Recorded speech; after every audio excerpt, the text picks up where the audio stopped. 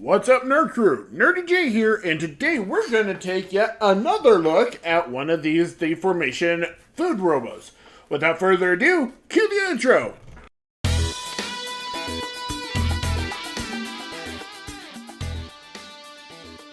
Alright, so moving everybody to the side, I'm going to take a look at the drink. So, yeah, this doesn't really tell you much. You actually have to flip it around, and just like the ice cream cone, it tells you what it is. But I've never seen yogurt spelled like this, where it's got hour in the name. Like, the time. Since it's in an, like a flip-top bottle, I'll just call them, because, so I'll call them Pro-Yo, and the reason why is because usually you think bottle sports drink. So professional football, or you could think of probiotic. So, and then yo short for yogurt, like Fro-Yo, essentially. Yeah, hopefully that's not a copyrighted name. I don't know. I just kind of came up with it because initially I thought this was going to be like a fruit-flavored fruit-flavored malt. And back in the day, McDonald's had a robot that turned it into a cup. One of their old school 1980s, 1990 cups. And I called them Maltitron, even though they didn't have malts, they had shakes. But whatever, I was a kid at that point. So I was kind of hoping that this would take the place of Maltitron.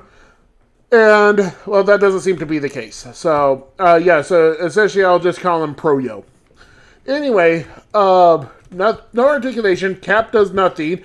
Even though it's on a hinge, the hinge is actually onto this rod down here, and that's for transformation. So you can flip the lid technically, but flip the lid, you see his lid. So, but otherwise there's not supposed to be any articulation. So, start off with, just like the ice cream cone, you just come to the bottom, pull it out, pull out the legs, unpeg them.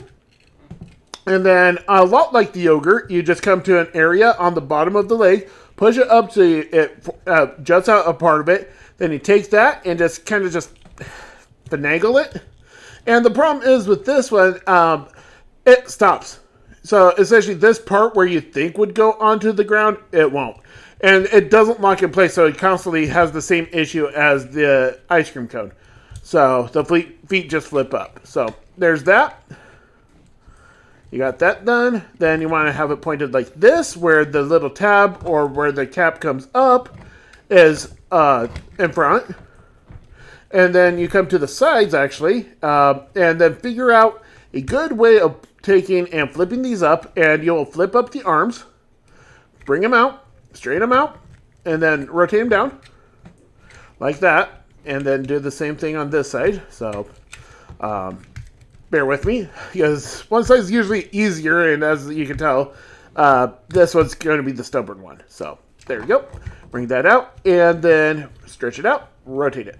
Now, to get it back into its bottle mode, you don't just want to wad these arms up like you do with the others. Actually, you just come and bring it in like this, and then you shift everything in, and it tends to go all the way in the middle, so there's no space. You kind of need to shift it to the side, actually.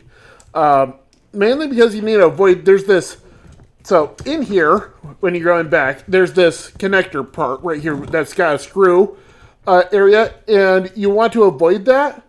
And then the other side is where the arm comes through, so you kind of want to just have one arm go towards the front, one arm goes towards the back. Pretty much is how you want to do it. And you don't want everything balled up, because then it just won't fit. Or, luckily that's a ball joint. But essentially the thing is that, there is a certain way of doing things that makes it easier. So, it's just trying to get things out because there's no, finger holes. So, you got that. Bring out these really, really bad feet. They're bad because they're curved, and they're bad because, this one just goes straight up. It doesn't even, go down like the other one. So I have to, have it off to the side and down a little bit more to even it out. But anyway, you flip the lid all the way down. Then you come to this antenna, bring this up all the way, and then you slide this in, and then you flip this, and it kind of just frictions itself and it kind of pegs itself in here. Well, it doesn't really peg, but it just like, it prevents it from actually like doing much. So, and then, yeah, you got Pro-Yo. For articulation, nothing in the head. That's typical for these things. His arms are on a ball joint, and they can also hinge up and down if you need to. Arm has got good articulation. Wrist doesn't have swivel, but it does have this weird angle thing. For the legs, they can go forward just a little bit though, mainly because it starts frictioning like really hard. So I don't trust it. They can go back. Out, you can only get about that far. So that's what it looks like. But here's the weird thing. He's got a knee joint. So he's got a little bit of a knee joint. Unlike the others. I literally don't get it. But anyway, straighten that out. And the feet, they're just there. So let's go with that. So there he is. Also, another guy with a visor. And then instead of painting the entire visor, because it's like a segmented visor, but it like juts out to, it gets to the middle, then it flattens out and then goes back in. I thought that would have been cool if that was just chromed color. Well, metallic, technically. A metallic color instead of just blue dots randomly. So, but there's that. And here he is compared to Mr. Doesn't Like to Stand, which is the Sweet Thing. Here is the only girl of the team, as far as I can tell. And yeah, I know it's generic robots, generic whatever. If you want to make Sweet Thing a girl bot, you can. Nothing's going to stop you. And then you got the girl ice cream cone. And then you have Frywave. So, yeah, that's what they look like. And so this guy is the tallest, while she is the smallest. So, with that said, I hope you liked Pro-Yo. Let's get everybody off to the side for now. Hope you enjoyed Pro-Yo. And I've been Nurdie J for Nurdie Boys. And I'll catch you next time.